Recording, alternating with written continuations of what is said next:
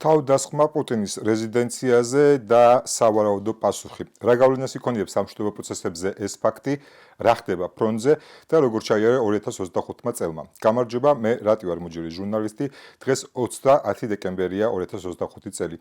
უკრაინაში სრულმასშტაბიანი ომის დაწყებიდან 1405 დღე გავიდა. თქვენ უყურებთ პროექტს რა ხდება უკრაინაში.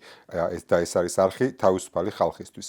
დღეს როგორც გითხარით, შემაჯამებელი ეპიზოდი გვექნება, შევაჯამებთ ამ წელს, თუმცა ბუნებრივია მანამდე უნდა დავიწყოთ უახლესი ინფორმაციებით, რაც მოხდა, მით უფრო რომ სალაპარაკო ნამდვილად არის.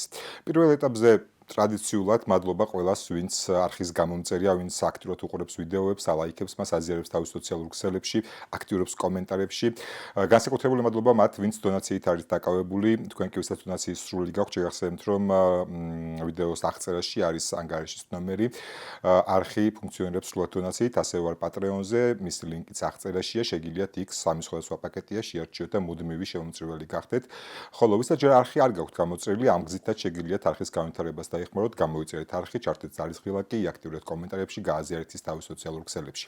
თქვენს სოციალურ ქსელებში. დავიწყოთ და ბუნებრივია უნდა დავიწყოთ იმ ბრალდებებით, რომელიც ლავროვისგან გავიგეთ.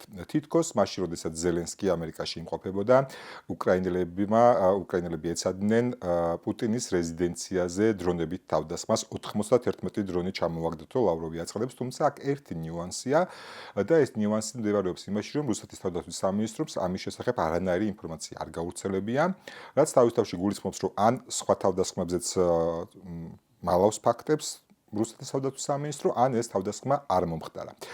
მას შემდეგაც ლავროვისგან ეს გავიგეთ, ზელენსკიმ უარყო ეს ფაქტი, ხოლო ტრამპმა თქვა, რომ ეს ძალიან ცუდი ფაქტია, კიდევ კარგი ტომაჰავკები არ მივეცი უკრაინასო, შესაძლოა ეს არც მომხდარა, თუმცა პუტინმა მითხრა, რომ მოხდაო. აი ასეთ მორიგ აბსურდში ვიმყოფებით.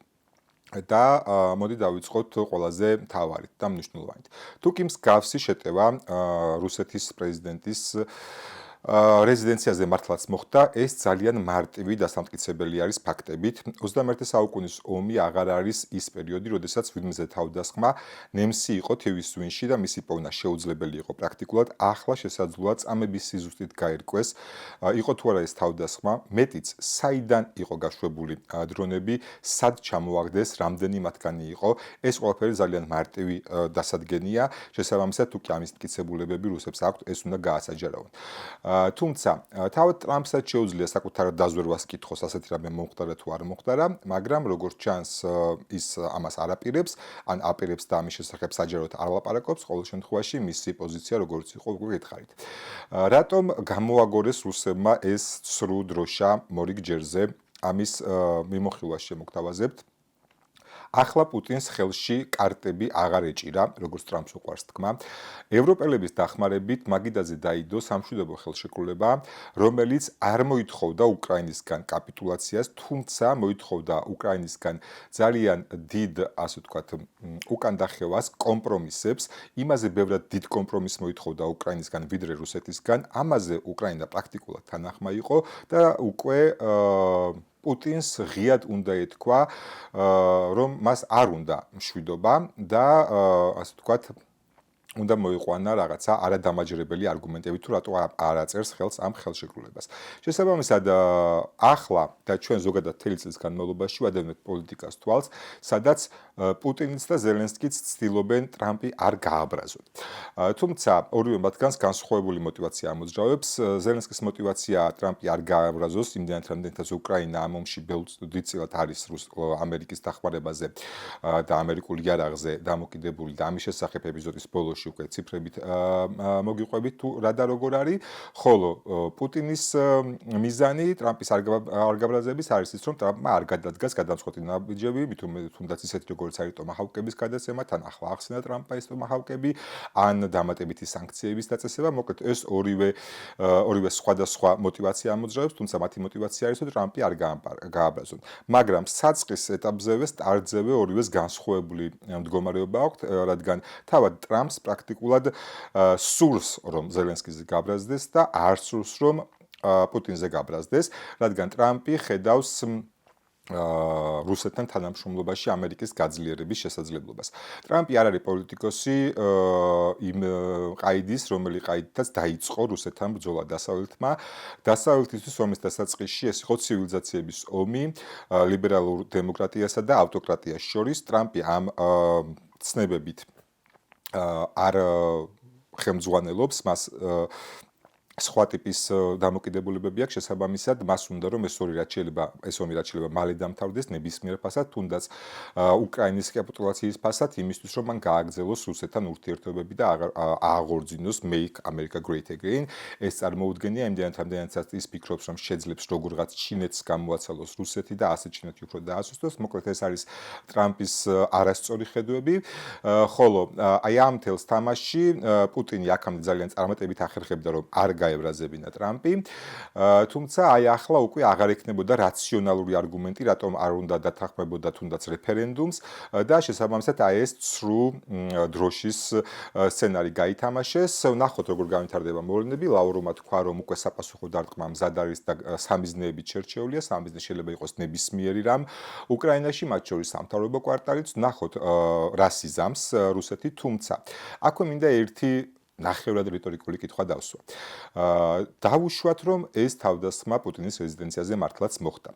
ვინმე შეუძლია ამიხსნას, რით არის პუტინის სიცოცხლე იმაზე მნიშვნელოვანი, ვიდრე იმ უკრაინელი ბავშვების სიცოცხლე, რომელიც ამ ომის განმავლობაში დაღუპულან. ან რით არის პუტინის სიცოცხლე იმაზე მნიშვნელოვანი, იმ ადამიანების სიცოცხლეზე მნიშვნელოვანი, რომელიც მარიუპოლის თეატრში აფარებდნენ თავს და რუსეთის მიერ გაცემული ბრძანებით დაიბომბა და დაიხოცნენ. სხვათა შორის ეს მარიუპოლის თეატრი ახლახანს საზეიმოდ გახდეს და რუსეთის მთელი ცინიზმი ამაში კარგად ჩანს. და ბოლოს რით არის ვლადიმერ პუტინის სიცოცხლე იმაზე მნიშვნელოვანი, ვიდრე თავად იმ რუსი ჯარისკაცების სიცოცხლე, რომლებიც ფრონტზე პუტინის დავალებით იხოცებიან. ჩემი აზრით არც არაფრით პირიქით გაცილებით უმნიშვნელოვანი. აქედან გამომდინარე ეს ფაქტი რაც მომხდარიყო, ვერ ვხედავ რატომ არ არის ლეგიტიმური სამიზნე პუტინის რეზიდენცია ამ ომში. მით უფრო რომ რუსეთი არ ერიდება არაფრის დაბომბვას, მათ შორის იყო არაერთი მცდელობა უკრაინის კიევის სამთავრობო კვარტალის დაბომბვის, მეტწილად უშედეგოდ. ჩვენ ხედავთ, რომ რუსეთი არ ერიდება სამოქალაქო ობიექტების დაბომბვას, ჩვენ ხედავთ, რომ ენერგოსისტემის დაბომბვას არ ერიდება კი არა და ძალიან აქტიურად ახორციელებს. შესაბამისად, აი ეს არალეგიტიმური სამიზნე რატომ არის, არ ვიცი. ესეც რომ არ იყოს თავად მოლაპარაკებების მერე, ჩვენ კიდევ ერთხელ ვნახეთ პუტინის სამხედრო ფორმაში და მან გაცა ახალი ბრძანება, რომ აიღეთ ქალაქი ზაპოროჟიე, შექმენით ბუფერული ზონა ხარკივის და სუმის ოლქებში და გადით დონეცკის საზღვარზე. მოკლედ ყველაფერი გააგრძელეთ ისე, როგორც აქამდე იყო. ეს არის ახალი ბრძანება 2026 წლისთვის და როდესაც უმაღლესი მთავარსარდალი ამ ბრძანებას გაცემს, მე მგონი გასაგებია, რომ მისგან არანაირი მშვიდობის მოლოდინი არ უნდა იყოს. ეს ახალი ბრძანებები პრაქტიკულად ძველი ბრძანებები არის. ის ბრძანებები, რომელიც 2025 წელს ვერ შეასრულა რუსულმა არმიამ. ჩვენ გვახსოვს, რომ ამ წლის განმავლობაში სულ გვესმოდა ჩრდილოეთში ბუფერული ზონის აუცილებლობის შესახებ, სულ გვესმოდა, რომ დონეცკის საზღვარზე უნდა გავიდნენ რუსები და აი წუთი-წუთზე გავლენ. მათ შორის სექტემბერში თქვა გერასიმოვმა, რომ ქალაქ ზაპოროჟიეს შეუტევთო, თუმცა რა შედეგები მიიღეს წლევანდელ წელს, ამაზე ოდნავ მოგვიანებით კიდევ ერთხელ წლის შეჯამებაში. ახლა კი ნელ-ნელა გადავიდეთ ფრონტზე არსებულ სიტუაციაზე და დავიწყოთ თავად ზაპოროჟიედან, რადგან ზაპოროჟიის აღების ბრძანება გასცა ბატონმა ვლადიმერისძემ და ვნახოთ იქ რა მდგომარეობა არის, ამდენად რეალური არის ზაპოროჟიის აღება, სად იმყოფებიან რუსები ამ დროისთვის ამ მიმართულებაზე და ტრადიციულად გეტყვით, რომ სამ რუკაზე გაჩვენებთ რა ხდება ფრონტზე, რა მდგომარეობა და მოცემულობა გვაქვს, ეს არის უკრაინული deep state, რუსული სლივაჩნი კაპრიზი და ამერიკული ომის შემსწავლელი ინსტიტუტი. მაშასე გადავიდეთ და როგორც გითხარით, დავიწყოთ ზაპოროჟიედან. აი აქ მდებარეობს ქალაქი ზაპოროჟიე, უახლესი წერტილი, სადაც რუსები იმყოფებიან, აი ეს არის, თუმცა ჩვენ აქ გვაქვს ასევე საბრძოლო მოქმედებების არეალი და მოდით ავიღოთ უკიდურესი წერტილი, აი ამ საბრძოლო მოქმედებების არეალის და ქალაქი ზაპოროჟიე. 20 კილომეტრის დაშორებით იმყოფებიან ყველაზე ახლოს, ასე რომ ვთქვათ, ზაპოროჟიესთან, 20 კილომეტრი ნამდვილად არ არის ის მანძილი, რომელსაც მარტივად გაევლიან არიან რუსები იმ ტემპს თუ შევხედავთ რა ტემპით მათ 2025 წლის განმავლობაში ჰქონდათ. თუმცა ზაპოროჟიეს მიმართულებაზე ასევე მნიშვნელოვანი არის და პრინციპში ბარემ მოდი ვნახოთ სლივაჩნი კაპრიზზე რა მდგომარეობა, აი აქაც ეს ვითარება არის ოდნავ განსხვავებული, აი დაახლოებით ეს ტერიტორია სლივაჩნი კაპრიზის მიხედვით რუსებს უკვე ოკუპირებული აქვთ. აი ამ წამონაზარზე არის საუბარი, ხოლო რაც შეეხება ომის შესწავლილ ინსტიტუტს, იქ დაახლოებით იგივე ანალოგიური სიტუაციაა, რომელიც Deep State-ზე, თუმცა აი აქ პატარა წინსვლა, პატარა ასე ვთქვათ, ზოლს, რომელსაც ხედავთ Deep State-ის რუკაზე რო აგიხსნათ, აი ეს იყო სლივაჩნი კაპრიზი, რასაც აჩვენებს, ხოლო რაც შეეხება Deep State-ს, მისი მონაცემებით, აი დაახლოებით ესე არიან რუსები შეჭრილები ამ მიმართულებაზე. რატომაც არის მნიშვნელოვანი ზაპოროჟიესთვის ჰულეიპოლე, ჩვენ ამაზე გვილაპარაკია და ბარემ გადავიდეთ რა მდგომარეობა არის აქ.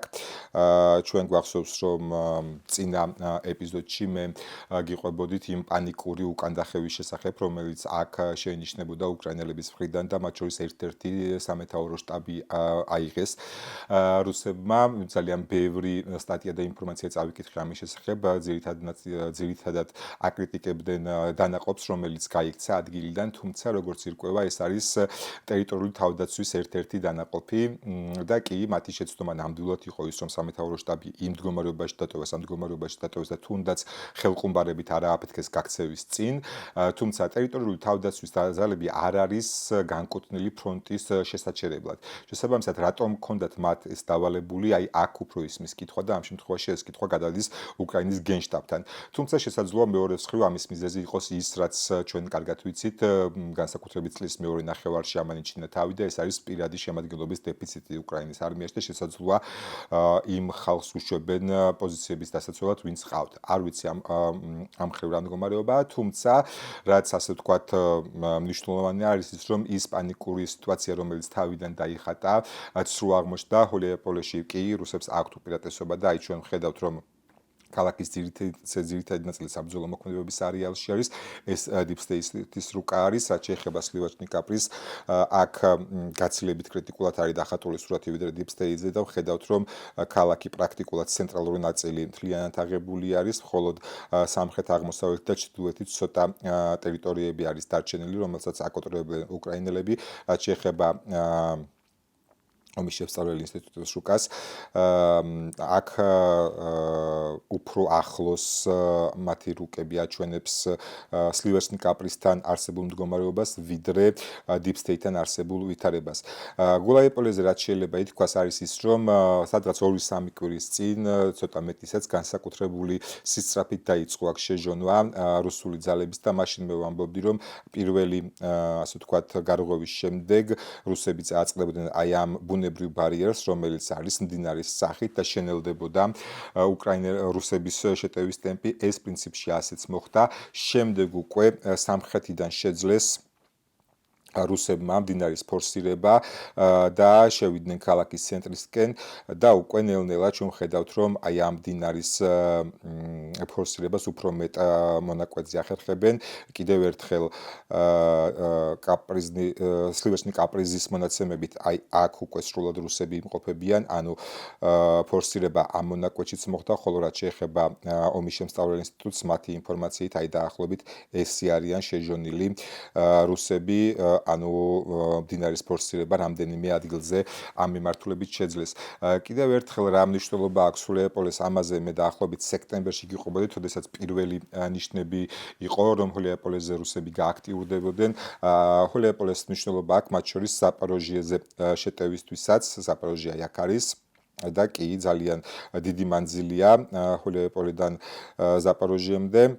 70 კილომეტრზე მეტი, თუმცა აქ მნიშვნელოვანი რა არის? ჰულეიპოლეს სამხრეთ აღმოსავლეთით აღარ არის აქტიურად დასახლებული ზონები, აი აქ კი არის გარკვეული პატარა ქალაქები და სოფლები, თუმცა არ არის ეს აქტიურად დასახლებული, შესაბამისად ჰულეიპოლედან მარტივად შესაძლებელი იქნება ორიხევის მიმართულებით შეტევის განხორციელება და შემდეგ უკვე ორიხევიდან ზაპოროჟიეზე ცენტრალური მაგისტრალით. აი ეს არის ორიხევი. აქ არის ზაპოროჟიე და ჩვენ ხედავთ, რომ მათ შორის არის ცენტრალური მაგისტრალი, რომელიც გაუადვილებს რუსებს შეტევას ზაპოროჟიეზე, მათ შორის თუკი სამხრეთიდან დაიწყებენ შეტევის განხორციელებას, ასე რომ ხოლიაპოლეს აი ეს დატვირთა და მნიშვნელობა აქვს, ასე რომ ვთქვათ. შემდეგი მიმართულება, სადაც უნდა გადავიდეთ, უკვე არის პოკროვსკი მირნოჰრადის აგლომერაცია.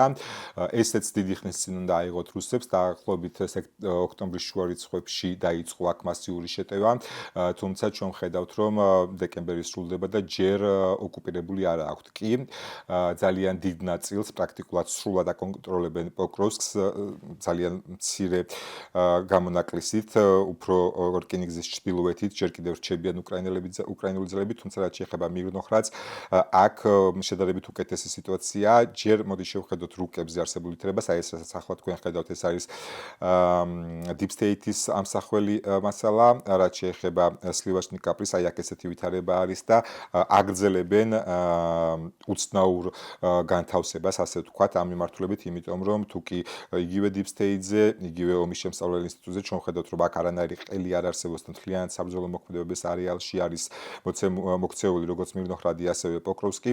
თავად სლივაჩნიკ კაპრიზე, აი აქ, აი ამ პატარა ყელს აჩვენებს.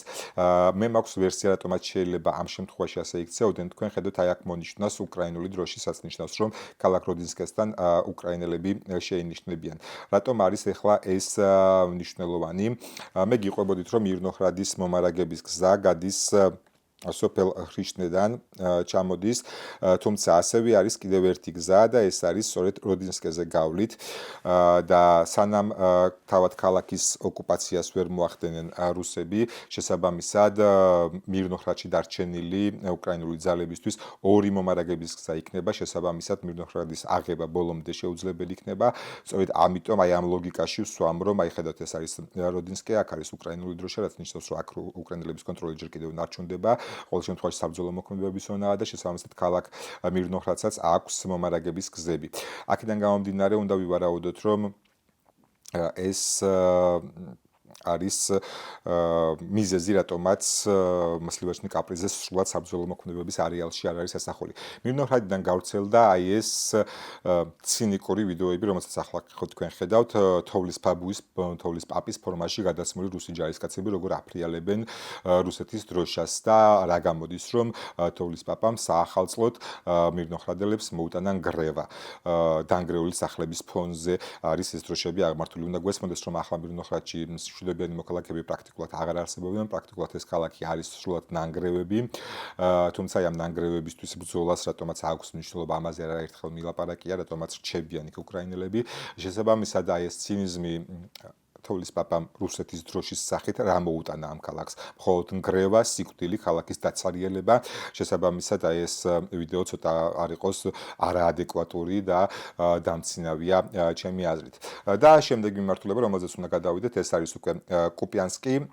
კუპიანსკში ვითარება პრაქტიკულად უცვლელი არის. აქ რჩება ორი მცირე დანაყოფი რუსების ქალაქის ცენტრში, რომლებიც სხვათა შორის პერიოდულად ვიდეოებს წერენ, რომ აი ჩვენ აქ ვართ და კიდევ ვიბრძვით, თუმცა ისინი პრაქტიკულად სულ ალყაში არიან, იგივე სლივაჩნიკ კაპრიზე რო ავიღოთ კვირიდან კვირამდე, დღიდან დღემდე უფრო მეტი უკრაინული მონიშნა ხდება პოკროვსკის კუპიანსკის ბოდიში მიმართულებაზე, რაც გულისხმობს, რომ ნამდვილად რუსების სიძულებელები არიან აღიარონ აქ უკრაინელების წინსვლა და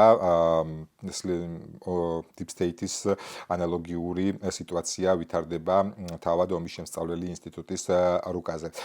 კიდევ ერთი ამბავი მინდა მოგიყვეთ კუპიანსკის შესახებ, იქიდან გამომდინარე, რომ რუსები მუდმივად განაგრძობენ დეზინფორმაციას, რომ კუპიანსკს ჯერ კიდევ თვითონ აკონტროლებენ, აი ეს ვიდეო გაავრცელეს კომენტარით, თითქოს შტურმზე მიდიოდა რუსული დანაყოფი. და მას შემდეგ, რაც ეს ვიდეო Z ბლოგერებმა ნახეს, მოხდა ის, რაც ძალიან გაგაკვირვეთ. ან შეიძლება არც გაგაკვირვოთ, როგორც აღმოჩნდა, ეს ხალხი შტურმზე კი არ გადის, არამედ ცდილობს ალყიდან გამოძროს და ცოცხალი გადარჩეს.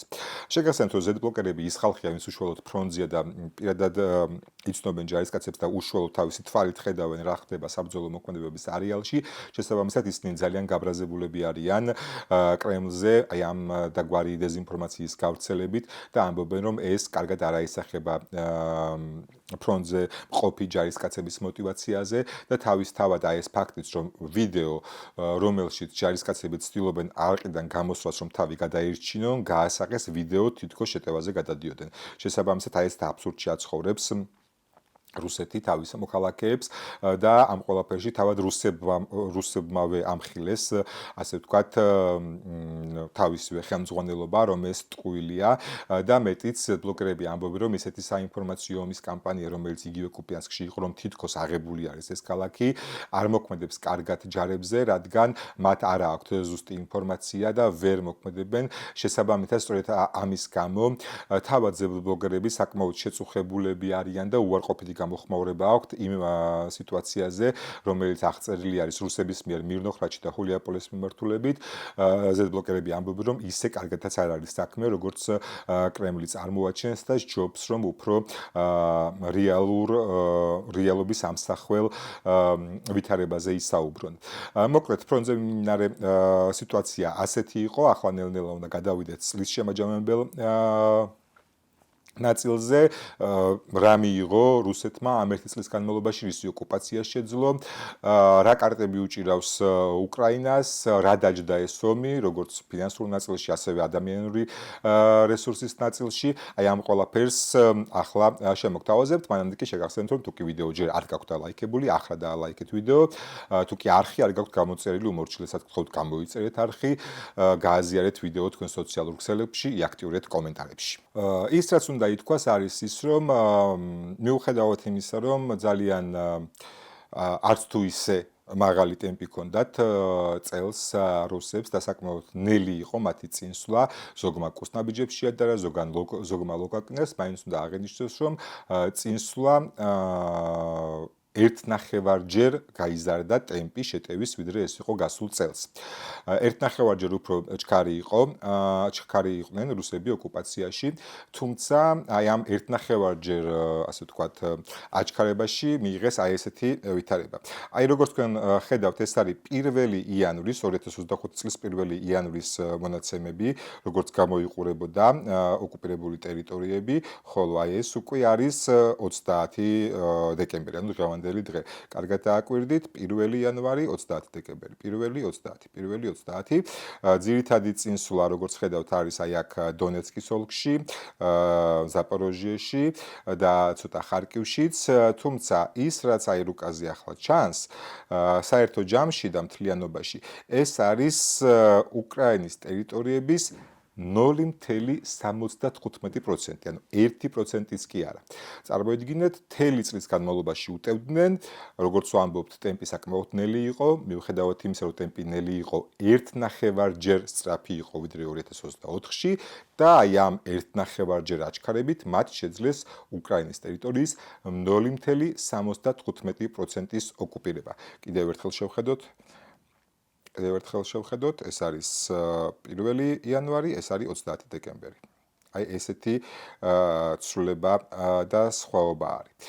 რაც შეეხება ზოგადად ოკუპაციის ნაწილს, ახლა თქვენ კადრში ხედავთ, რა ქონდა ოკუპირებული, ასე ვთქვათ, რუსეთს 2022 წლის თებერვლამდე, ანუ სრულმასშტაბიან შეჭრამდე, აი ესე გამოიყურებოდა რუსეთის ოკუპაცია, ყირიმის ანექსირებული სრულად, ხოლო აი ყვითლად მონიშნა რაც არის, ეს არის ლუჰანსკის და დონეცკის ოლქის ნაწილები, ასე ვთქვათ, რომელსაც სრულად აკონტროლებდნენ, ჰქონდათ იქ კვაზი ეგრეთ წოდებული სახალხო რესპუბლიკები შექმნილი, თუმცა სრულად თვითონ აკონტროლებდნენ და ეს არის ოკუპირებული ნაწილი, სწორედ იქ გადიოდა ფრონტის ხაზი და ჯამურად 2022 წლის თებერვლამდე რუსებს ოკუპირებული ჰქონდათ 43,087 კილომეტრი, კვადრატული კილომეტრი, რაც უკრაინის ტერიტორიის 7,28%-ია. შემდეგ უკვე ახლა სრულად აქვთ, ანუ დღეის მონაცემებით, ოკუპირებული არის 116,145 კვადრატული კილომეტრი, რაც არის უკრაინის ტერიტორიის 19,24%. ანუ რო შევადაროთ მთელი 4 წლის განმავლობაში ის რაც მიაღწია რუსეთმა არის აი ეს. ომამდე მათ ჰქონდათ ოკუპირებული 43097 კვადრატული კილომეტრი, ახლა აქვთ ოკუპირებული 116155 კილომეტრი, ანუ ამ 4 წლის განმავლობაში მათ შეძლეს 72175 კვადრატული კილომეტრის ოკუპაცია. ეს არის 11.96% ან 4 წლის მონაგარი. მოკლედ, ახლანდელი მონაცემებით 2014 წლიდან თუ ავთვლით, მივიღებთ რომ რუსებს უკრაინის ტერიტორიის 19.24 კვადრატული კილომეტრი აქვთ ოკუპირებული. როგორ ვითარდებოდა რუსეთის სამხედრო ყოფნა და უპირატესობა, ასე ვთქვათ, უკრაინის ტერიტორიაზე, როგორ იცვლებოდა ის.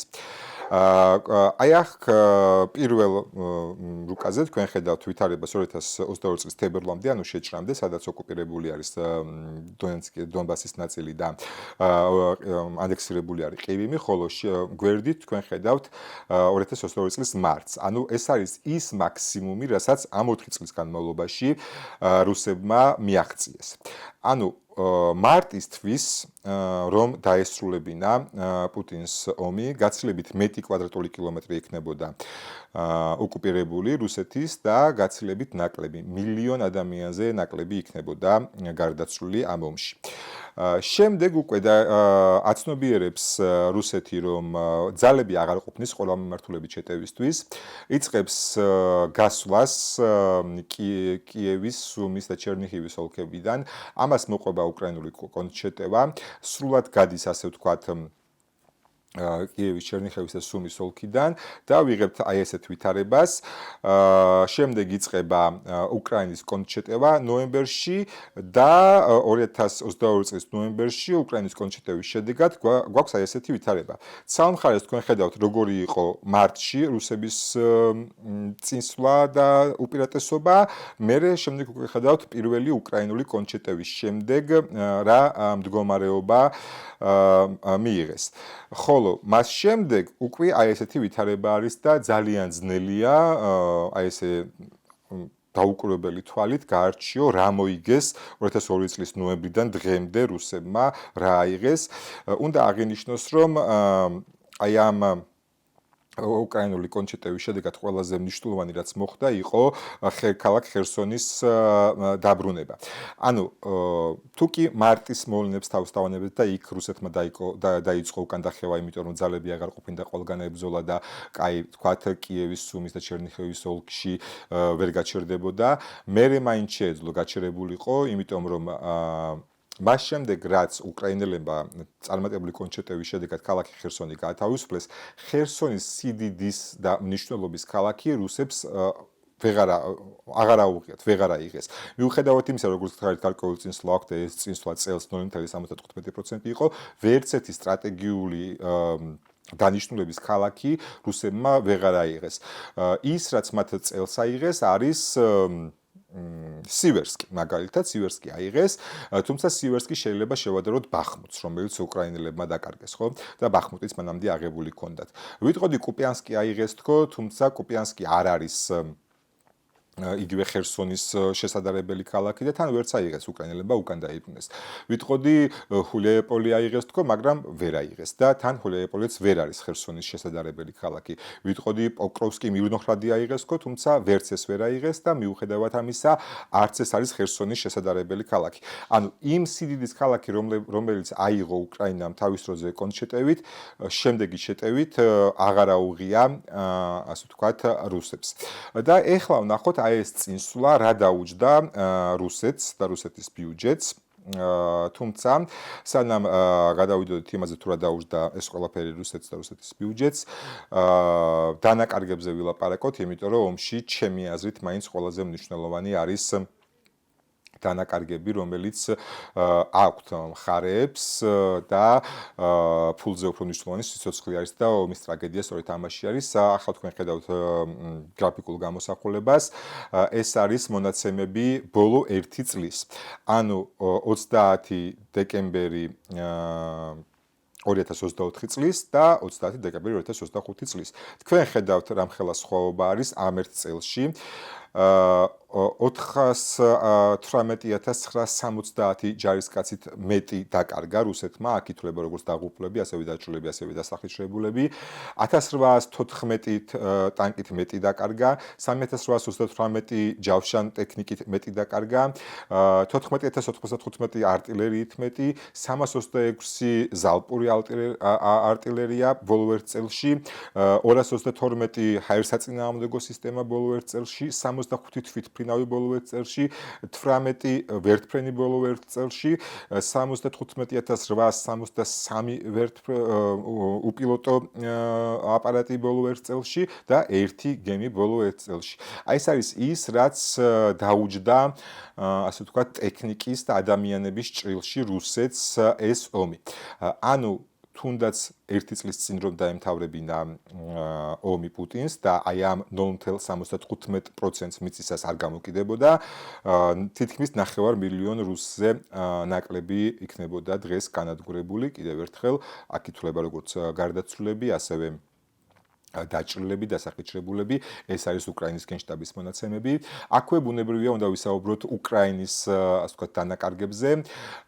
მოდით ასე დავთვალოთ, ჩვენ ვიცით, რომ ომის მეცნიერებამ, სტატისტიკამ დაადგინა, რომ შემტევი დამცველზე 1/4-ზე ასე ითვლება მსხვერპლი, როგორც გარდაცვლილებში, ასევე დაჭრილებში, თუმცა იქიდან გამომდინარე, რომ ეს ომი აღარ არის ისეთი ომები, რომელიც თუნდაც მეორე მსოფლიო ომი იყო და შეცვლილი არის, ასე ვთქვათ, მეთოდები, მოდი 1/2-ზე დავთვალოთ, რაც უკრაინელების მდგომარეობას გაცილებით უფრო რთულად წარმოადგენს და ეს 1/2-ზე შემთხვევით არ მომიტანია, როდესაც ფულის ხარჯვაზე გადავალთ, იქ უფრო ნათელი გახდება, რატომ 1/2-ზე და ასე გამოდის, რომ უკრაინელებმა ბოლო ერთ წელში 200,000 ჯარისკაცი დაკარგეს გარდაცვლილების, დაჭრილების და დაშავებულების სახით. ანუ რა გამოდის, რომ პუტინის ახირებას 0.75 კვადრატული კილომეტრი დაიპყრო, შეეწირა 400,000 რუსი და 200,000 უკრაინელი. 600,000 9 მილიონზე მეტი ადამიანი მოკვდა ამ პუტინის ამოაზრო ახირების გამო ბოლო ერთ წელში. თუმცა, როდესაც უკრაინელები გადავიდნენ კონტრშეტევაზე და ხერსონის დეოკუპაციაში შეძლეს, მაშინ რომ აღეკვა პუტინს რეალობა და დაემთავრებინა ომი, გაცილებით დიდი დანაზოგი იქნებოდა. მაშინ უკრაინელებმა ეს კონტრშეტევა არ გააგრძელეს, რადგან ვერ მიიღეს დასავლეთისგან ნებართვა, აი ეს შორსმოქმედი შეიარაღება და დამატებითი შეიარაღება მიიღოთ და გამოეყენებინათ, რომ კონტრშეტევა გაეგრძელებინათ ისევ და ისევ იქიდან გამომდინარე, რომ არ გაეღიზიანებინათ, ასე ვთქვათ, რუსეთი და მაშინ გადაწყდა სწორედ, რომ ეს ომი იქნებოდა გამოფიტვაზე გადასული, ისე რომ მინიმალურად გაღიზიანებულიყო რუსეთი, უკრაინა გაეძლო და გამოფიტულიყო რუსეთი. ეს რეალობა, რომ აღეკვა პუტინს და მაშინ მაინც შეეწყვეტა ომი, დაახლოებით იგივე რაოდენობის მიწა ექნებოდა ოკუპირებული, რომელიც ახლა აქვთ. წელს 0.75 მანამდე კიდევ უფრო ნელი იყო წესლა და ჯამურად 9%-ს არ აღემატება ის ოკუპირებული მიწა, რაც 2022 ნოემბრიდან დღემდე აქვს ოკუპირებული რუსეთს, აი ამ 9% მიწას რომ არ გამოკიდებოდა, ეხლა ვნახოთ როგორი იქნებოდა სხვაობა და ეხლა სწორედ აი ამ ინფოგრაფიკას ხედავთ 2022 წლის 20 ნოემბრის მონაცემები, როდესაც დასრულებული არის უკრაინული შეტევა და დღევანდელი მონაცემები და ხედავთ როგორი დიდია სხვაობა. ტექნიკის მონაცემებზე, ასე ვთქვათ, აღარ გავყვები, მხოლოდ პირადი შემადგენლობის მონაცემს დააკვირდით. თუმცა გაქვთ დრო, რომ სხვებიც გადაათვალიეროთ. 8420 ადამიანი იყო დაღუპული რუსეთის მხრიდან და მოდი დავუშვათ, რომ აქ საერთოდაც 1/1-ზე იყო შემტევის და დამცველის სტატისტიკა და რუსებს უკრაინელულ მხარესაც დავუშვათ, რომ ასევე 8000 ჯარისკაცი დაიღუპათ. გამოდის, რომ მაშინ ჯამში გარდაცვლილი იქნებოდა მაქსიმუმ 16000 ადამიანი. ჯარისკაცებზეა საუბარი, ხო? არ იქნებოდა განადგურებული ამდენი უკრაინული ქალაქი. არ იქნებოდა მტრობა უკრაინელებსა და რუსეთს ასე ძალიან ფესვგამდგარი და ის რუსეთის მიმართ დადებითად განწყობილი უკრაინელები, რომლებიც განსაკუთრებით აღმოსავლეთ უკრაინაში ცხოვრობენ, შესაძლოა შეენარჩუნებინათ მათ აი ეს მათი შეხედულებები რუსეთზე, რადგან დღეს ეს აბსოლუტურად შეცვლილი არის და კარგად ხედავენ იმ სისასტიკეს, რომელსაც რუსეთი ჩადის მათ შორის აღმოსავლეთ უკრაინაში, როგორ ათავისუფლებს და იცავს რუსულენოვან მოსახლეობას, როდესაც ქალაქებს ნოლთან და მიწასთან ასწორებს, ხო? და კიდევ ერთხელ დავუბრუნდეთ მოვუყვნეთ მონაცემებს 8420 რუსი იყო იმ დროისთვის მყარი დაჭრილი ან დასახიჩრებული. დღეს კი ვხედავთ რომ 1,206,910 არის ეს მონაცემი, ანუ 1,198,490 ადამიანით მეტი დაიზოგებოდა. ეს არის ის ახირება, სწორედ რასაც ვეძახით პუტინის ახირებას, რომ აი ამ 1.5% მიწის გულისთვის პუტინმა გაწირა, ამოწყვიტა ეს რუსები. თუმცა პრობლემა იმაში არის, რომ საერთოდ არ ანაღლებს, ზუსტად იცის, რომ ცოცხალი ძალა არასდროს არ გაუთავდება, იმდენი არიან, განსაკუთრებით ტკივნეული ეს არის ეთნიკური უმცირესობებით დასახლებული რუსეთისთვის, რადგან ჩვენ ვიცით, რომ ამ ომში ყველაზე დიდი მსხვერპლი ბურიატებს აქვთ. შემდეგ სხვა ეთნიკური უმცირესობების და ეთნიკური რუსები ბოლო ადგილზე არიან მსხვერპლის რაოდენობით.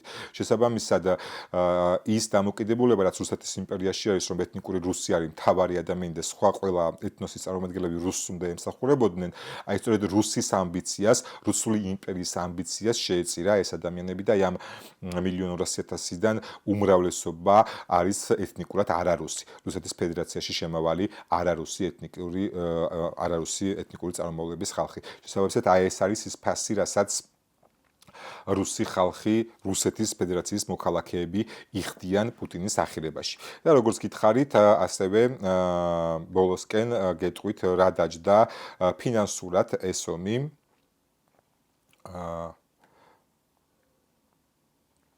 დავიწყოთ რუსეთიდან.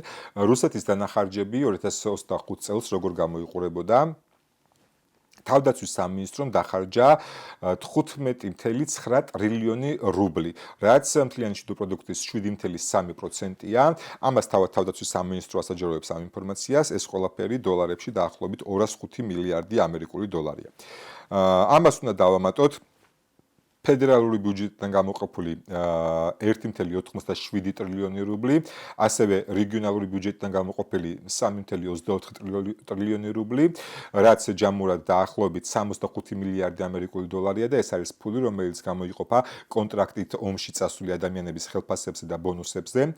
ესეც ასე ვთქვათ საჯარო ინფორმაცია არის და ჩვენ მივიღებთ, რომ ჯამურად მთლიანად 2025 წელს ომზე რუსეთმა დახარჯა 270 მილიარდი ამერიკული დოლარი.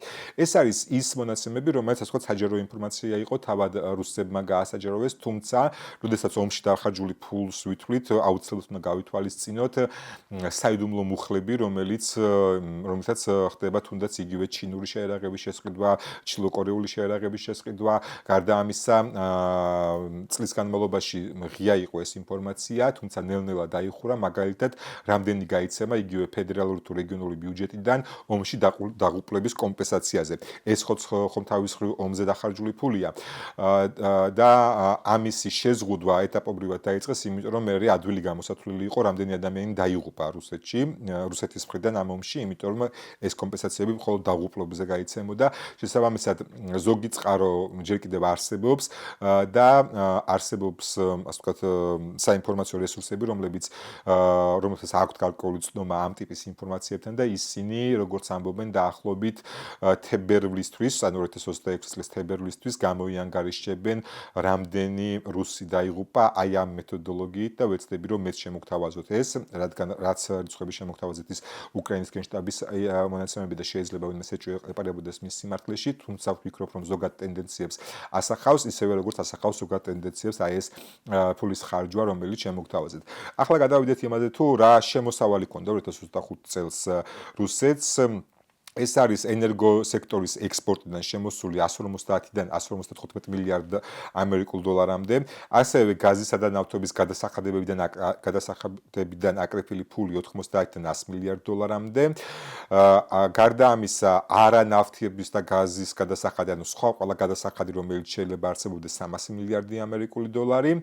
ანუ გამოდის, რომ ჯამურად ეს შეადგენს 450-550 მილიარდ ამერიკულ დოლარს. კიდევ ერთხელ ვუსვამ ხაზს, რომ ეს არის ზოგადად საჯარო წყაროებში რა ინფორმაციაც იყო გაფანტული, ის შევაგროვე, ეს არ არის რაღაც ბეჭედ დაცმული რიცხვი, რომ უეჭველი ესე იყო, შესაძლოა მეტნაკლებად შეცვლილი იყოს ეს ყველაფერი, თუმცა ვფიქრობ, რომ იმდენად წყაროები, საიდანაც ინფორმაცია შევაგროვე, მეტწილად ოფიციალური წყაროები იყო რუსული, გარდა ამისა ავტორიტეტული სხვადასხვა მედია გამოცემები, ვფიქრობ, რომ მინიმუმ ტენდენციებს, ასე ვთქვათ, ასახავს.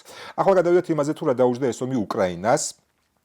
უკრაინის დანახარჯები 2025 წელს ჯამში ომზე დაიხარჯა 90-დან 100 მილიარდ ამერიკულ დოლარამდე. აქედან სახელმწიფო ბიუჯეტიდან გამოიყო დაახლოებით 54 მილიარდი ამერიკული დოლარი.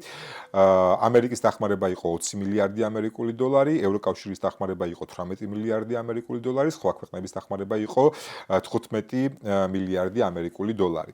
ახლა რაც შეეხება უკრაინის შემოსავლებს 2025 წელს ბიუჯეტი ასე ვთქვათ ორ ნაწილად იყოფა უკრაინის, ერთი არის საკუთარი შემოსავლები, ხოლო მეორე არის დახმარება, რომელსაც უკრაინა იღებს. ჯამურად ამ თანხამ შეადგინა 93 მილიარდი ამერიკული დოლარი და აქ ბუნებრივია ჩნდება კითხვა, თუ კი ომზე 100 მილიარდი დოლარი დახარჯეს, საიდან და როგორ იყო მთელი ბიუჯეტის 93 მილიარდი დოლარი და ეს კითხვა ძალიან ბუნებრივია, თუმცა თუ კი შევხედავთ შემდეგ მონაცემს, მაშინ ყველაფერი გასაგები იქნება, ომზე დახარჯული 100 მილიარდის ნახევარი უკრაინას ქეშად არ აქვს. ეს მიდის უკრაინაში იარაღის სახით, სამხედრო დახმარების სახით. ანუ შეგვიძლია ვთქვათ, რომ ომის ბიუჯეტი ორ ნაწილად გავყოთ, 50 მილიარდი ქეში, 50 მილიარდი იარაღის სახით შესული და აქედან გამომდინარე, ვფიქრობ, ყველაფერი ძალიან ნათელი გახდება. და ასე ვთქვათ, გასაგები იქნება 93 მილიარდი, საიდან იყო 93 მილიარდიდან, რაც იყო უკრაინის ბიუჯეტი, დაახლოებით 50 დაიხარჯა ქეშად ომზე, ხოლო დანარჩენი რაც დარჩა, ეს უკვე სხვა საჭიროებების დაკმაყოფილებაზე. ჩვენ ხედავთ, რამხელა არის დისბალანსი და მოდით ერთად შევხედოთ და შევადაროთ.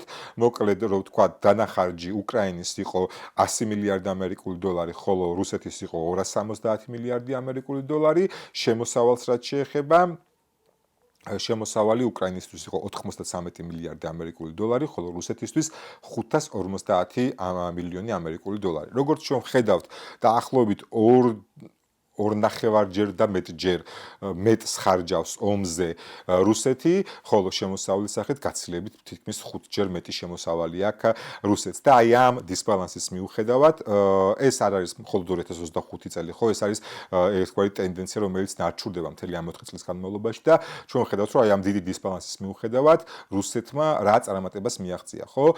თუ კი 2014 წლიდან დავთვლით, 19.24% აქვს ოკუპირებული, ანუ 20%-იც კი ვერასრულად, ხოლო ბოლო 1 წელში, როდესაც აი ეს თანხები დაიხარჯა და აი ამ ხელა სხვაობა იყო 0.75 კვადრატული კილომეტრის ოკუპაცია შეძლო მხოლოდ რუსეთმა. შესაბამისად, როდესაც საუბრობთ, რომ რუსეთს რაღაცა წარმატება აქვს, აი ამ ჭრილში და ამ ანალიზში თუ შევხედავთ, მივხვდებით, რომ არც თუ ისე დიდი წარმატება აქვს და არც თუ ისე ბევრი კარტი უჭირავს პუტინს. ერთადერთი პუტინსაც უჭირავს არის სიღარიბე. და ახლა რას გულისხმობ? ხშირად ჩდება ხოლმე კითხვა და ეს კითხვა ძალიან ლოგიკური და ბუნებრივია, რომ რატომ არ შედის დასავლეთი ღია კონფრონტაციაში რუსეთთან, რატომ არ გასცა არასდროს საკადრისი პასუხი. ეს არის ძალიან მარტივი, თუ კი ჩვენ შევხედავთ, დასავლეთს აქვს დასაკარგი. დასავლეთს აქვს დასაკარგი კეთილდღეობა, სიმდიდრე, კარგი ცხოვრება, ხელმისაწვდომი ჯანდაცვა, კარგი განათლება.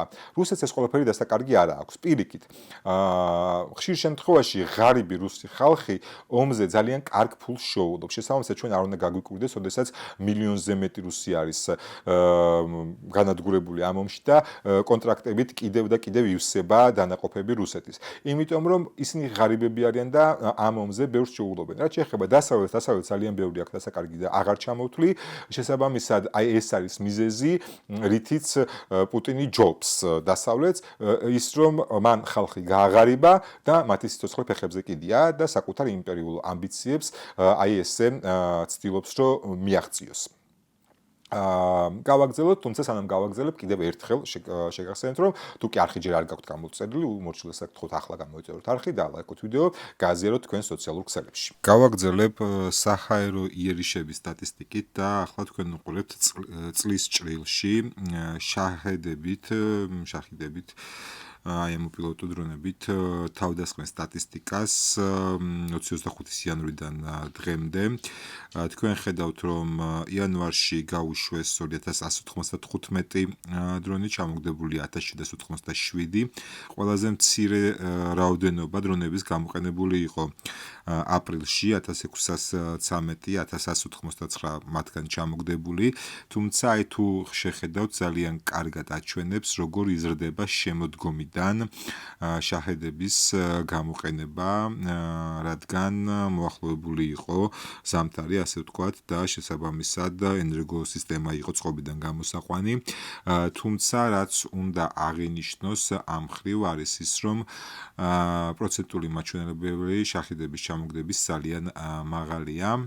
ჯამურად ამ ერთი წლის განმავლობაში უკრაინის მიმართულებით 47200 შაჰედი გაუშვა რუსეთმა, საიდანაც 38469 ჩამოგდებულია, რაც ნიშნავს იმას, რომ 80% სიზუსტით მუშაობს უკრაინის საერთო-საწინააღმდეგო სისტემა, როდესაც საქმე მიდგება შაჰედებთან. თუმცა ჩვენ ვიცით, რომ ხშირ შემთხვევაში კომბინირებულია საჰაერო თავდასხმები, როგორც ბალისტიკური რაკეტები, ასევე ორთოსანი რაკეტები გამოიყენება და ეხლა ვნახოთ როგორი არის სტატისტიკა და რა მდგომარეობა არის უკვე ბალისტიკური რაკეტების გამოყენების ჭრილში.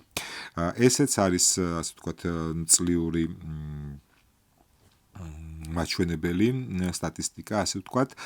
ხედავთ, რომ ყველაზე მცირე რაოდენობა ბალისტიკური რაკეტების გამოყენებული არის იანვარში, 5 რაკეტა ისროლეს, სულ რაღაც აქედან 2 ჩამოაგდეს, თუმცა მერე ისე უკვე შემოდგომის დადგომასთან ერთად, როგორ იწევს ოქტომბერ, ნოემბერ, დეკემბერში ბალისტიკის გამოყენება და ჩამოგდების მაჩვენებელი ძალიან რთულია და ძალიან ცუდი აქვს ბალისტიკასთან მიმართებაში უკრაინას. ეხლა თვეების მიხედვით აღარ ჩამოვთვლი, გეტყვით მხოლოდ ჯამურ მონაცემებს. ჯამურად ბალისტიკური სხვადასხვა მოდიფიკაციის ბალისტიკური რაკეტები უკრაინის მიმართულებით წელს გაშვებულია 499 ერთეული, საიდანაც 131 ერთეულის ჩამოგდება შეძლო მხოლოდ და მხოლოდ უკრაინამ. ეს 27%-იანი მაჩვენებელია და ის ყველაზე დაბალია, რაც კი აქვს შედეგები უკრაინას, ხოლო რაც შეეხება ფრთოსან რაკეტებს, მისი წლიური სტატისტიკა აი ასე გამოიყურება. ხედავთ, რომ ყველაზე ცოტა გამოყენებული არის თებერვალში, ყველაზე ბევრი ივნისში, თუმცა აი ესეც, ასე ვთქვათ, შემოდგომასთან ერთად მატულობს სტაბილურად. აქ მეტნაკლებად ბალისტიკასთან შედარებით უკეთესი მაჩვენებელია ჩამოგდების, თუმცა შაჰედებთან შედარებით ნაკლები. აქაც საერთო მაჩვენებელს რო შევხედოთ, 1119 ფრთოსანი რაკეტა გაუშვეს უკრაინის მიმართულებით, საიდანაც 842 ჩამოგდებულია, ეს დაახლოებით 75%-იანი მაჩვენებელი არის. აი ესეთი იყო სტატისტიკა საჰაერო თავდასხმების და ბოლოს დავამთავრებ იმით, რითიც დავიწყე, ჩვენ ახლა ყველა ვართ მოლოდინში, რომ რუსეთი თავისივე გამოგონილ თავდასხმაზე, საპასუხო თავდასხმა ექნება კიევზე, როგორც ლავროვმა თქვა, სამიზნეები მონიშნული და შერჩეულია. ვნახოთ, როგორი თავდასხმა იქნება კიევზე, ვფიქრობ, ეს იქნება დღესღამე, ან შეიძლება რუსული ცინიზმიდან გამომდინარე საერთოდაც ახალი წლის ღამეს იყოს და როდესაც ჩვენ გარეთ გავიხედებით და ფეიერვერკებს დავინახავთ, უკრაინის ცაზე შესაძლოა საერთო-საწინააღმდეგო სისტემის და რუსული რაკეტების ბრძოლა მიმდინარეობდეს, თუმცა ჩვენ მუდმივად უნდა გვახსოვდეს, რომ უკრაინას უბრალოდ სხვა გზა არ აქვს. ისინი თუ კი შეწყვეტენ ომს, უკრაინა უბრალოდ გაქრება, თუ კი რუსეთი შეწყვეტ ომს, ომი დასრულდება. თუმცა აქვე კიდევ ერთ საკითხზე მინდა თქვენი ყურადღება გავამახვილო. ბოლო პერიოდში ჩვენ ნახეთ, აი თუნდაც ბოლო თავდასხმა კიევზე რაც იყო, ძალიან ბევრი შემთხვევა დაფიქსირდა, როდესაც შაჰედის დრონები ფრენის დროს მანევრირებდნენ, ფრენის მარშრუტებს იცვლიდნენ, რაც შეიძლება გულისხმობდეს, რომ გადასული არის ხელის მართვაზე. ეს ყველაფერი ჩვენ ხშირად ვნახეთ რამდენიმე დაახლოებით 10 შემთხვევა, როდესაც შაჰედი პირდაპირ საცხოვრებელ კორპუსს დაეჯახა და რაზე მინდა აქ თქვენი ყურადღების გამახვილება, ბოლო პერიოდში გავრცელდა ინფორმაციები იმის შესახებ, რომ შესაძლოა რუსეთი ბელარუსს იყენებდეს საჰაერო თავდასხმებისთვის. რა შეიძლება ახლა ეს ნიშნავდეს, ვეცდები ეს აგიხსნათ. პირველი ეს შეიძლება ნიშნავდეს, რომ ეს დრონის ოპერატორების ბაზირება მოხდა ბელარუსში და ასევე რეტრანსლატორები, რომლის მეშვეობითაც ხდება მათი მართვა, განლაგდა ბელარუსში, იმიტომ რომ უფრო მარტივი იყოს, მანძილი შემცირდეს და ეს ხელით მართვა უფრო მარტივი იყოს. გარდა ამისა, აქ კიდევ ერთი ფაქტი ფიქსირდება, თუ კი უკრაინას აქამდე ჩამხშობები და სხვა ტიპის სისტემები საჰაეროსაწინააღმდეგო განლაგებული ქონდა ჩრდილო-აღმოსავლეთიდან, იქიდან საიდანაც რუსეთის ფედერაციის მხრიდან მოდიოდა საფრთხე და ასე ვთქვათ, დავაკვირდეთ, თუ კი აქ ქონდა განლაგებული ეს თავდაცვის ზღუდეები და აქედან ხდება შემოსვლა, მაშინ ეს სისტემები, რომელიც ჩრდილო-აღმოსავლეთით არის განლაგებული, ფუნქციას კარგავენ პრაქტიკულად და ჩრდილოეთიდან შემოსულ პილოტებს ვერ უწევენ შესაბამის წინააღმდეგობას. ამიტომ, როდესაც საუბარი არის, რომ ბელარუსში განთავსდა და ბელარუსი ხელს უწყობს უკრაინას, ასე ვთქვათ, საჰაერო თავდასხმებში, ეს არ არის აუცილებელი, რომ მაინც და მაინც, ასე ვთქვათ, ბელარუსიდან ხდება მათი გაშვება. უბრალოდ შეიძლება ბელარუსის ტერიტორიას იყენებენ, რუკაზე რომ წარმოვიდგინოთ, პირდაპირ რუსეთიდან კი არ შემოდის ეს შეხედები, არამედ გადადის ბელარუსის საჰაერო სივრცეში, ამაზე ბელარუსი გაფრთხილებულია. ბელარუსიდან უკვე გვერდსულიან უკრაინულ თავდაცვის ზღუდეებს ეს შეხედები და ბელარუსის მხრიდან შედიან და ასევე შესაძლოა იქ იდგეს რეტრანსლატორები და ოპერატორები, რომლებიც მართავენ ამ ყველაფერს, შესაძლოა ასე უწევდნენ დახმარებას ბელარუსები რუსებს. აი ამ შეტევებში. მოკლედ, ნახოთ როგორი იქნება პუტინის რეზიდენციაზე გამოგონილ თავდასხმაზე პასუხი. ვფიქრობ, ეს გამოგონილი აღარ იქნება და ჩვენ ყველა ვნახავთ მორიგ სასტიკ იერიშს, ასე ვთქვათ, კიევზე. უკრაინის დედაქალაქებზე შესაძლოა მთელი ქვეყნის მასშტაბით იყოს, არ ვიცი, ვნახოთ დაველოდოთ, თუმცა რომ შევაჯამოთ, კიდევ ერთხელ უკრაინას უბრალოდ სხვა გზა არ აქვს. და როდესაც 2025 წლის გავლილ ინფორმაციებს ეცნობი, იხსენებ, ძნელია არ გაგახსენდეს პაუტინა, როდესაც უკრაინელებმა შეძლეს ამ დრომდე უანალოგო ოპერაციის ჩატარება და $500 დრონებით გაანადგურეს რუსეთის ბირთვული ტრიადის შემადგენელი თვითმფრინავები და ეს იყო ყველაზე დიდი წარმატება, რაც ჰქონდა უკრაინას წმინდა სამხედრო თვალსაზრისით. ბევრს ფიქრობდი, რა ყოფილიყო რუსეთის სამხედრო წარმატება ამ წელს, თუმცა ასეთი ცალსახა ხელშესახები არაფერი აქვთ. 0.75 კვადრატული კილომეტრი ეს ნამდვილად აქვს, თუმცა რუსეთს ნამდვილად ჰქონდა წარმატებული წელი, უпростоრეთ პუტინს, იმდენად რამდენადაც მან ტრამპის ადმინისტრაციის პირობებში გაარღვია დიპლომატიური იზოლაცია, რაც მანამდე ასე არ იყო და აი ამ დიპლომატიური იზოლაციის გარღვევამ, ასე ვთქვათ, პუტინს მიცა ძალა, რომ მეორეს უნდა გახსნოდა, აეჩქარებინა ტემპი თუნდაც ფრონტზე, როგორც გითხარით, ნახევარჯერ ტემპი აჩქარდა რუსეთის და რაც თავარი არის ის საფრთხე, რაც გულისხმობს თავის თავში პოპულისტი ულტრაპოლიტიკოსების გააქტიურებას კიდევ უფრო ხელშესახები გახადა. 2026 წელზე და ზოგადად უახლოეს 5 წელზე, როცა ვფიქრობთ, უნდა გვესმოდეს, რომ ამ პერიოდში არის უდიდესი საფრთხე აღზევდეს ულტრაპოპულისტი ძალები, ულტრას არ ვაკონკრეტებ მემარცხენე თუ მემარჯვენე, რადგან აზრი არ აქვს, ულტრამემარცხენე იქნები თუ ულტრამემარჯვენე იქნები, შედეგი პრაქტიკულად ერთნაირი არის. ისტორია თუ კი რამეს გვასწავლის, არის ის, რომ ისტორია მეორდება და ჩვენ ახლა ნამდვილად ვართ იმ სახიფათო სპირალში, რომელშიც მე-19 საუკუნის 30-იან 20-იან წლებში ვიყავით, როდესაც არსებული მსოფლიო წესრიგით გადაღლილმა მოსახლეობამ, მოქალაქეებმა დაუშვეს ნაციზმის, ფაშიზმის და კომუნიზმის აღზევება. ამ ყველაფერმა მოიტანა მსოფლიო კატასტროფა, მეორე მსოფლიო ომი, განადგურებული ევროპის კონტინენტი, განადგურებული არა მხოლოდ ევროპა, არამედ მსოფლიო. მისი ეკონომიკური შესაძლებლობებიდან გამომდინარე, შესაბამისად ახლა ისევ შევდივართ ამ სპირალში და ტრამპის გაპრეზიდენტებამ ამერიკაში ამას ნამდვილად შეუწყო ხელი.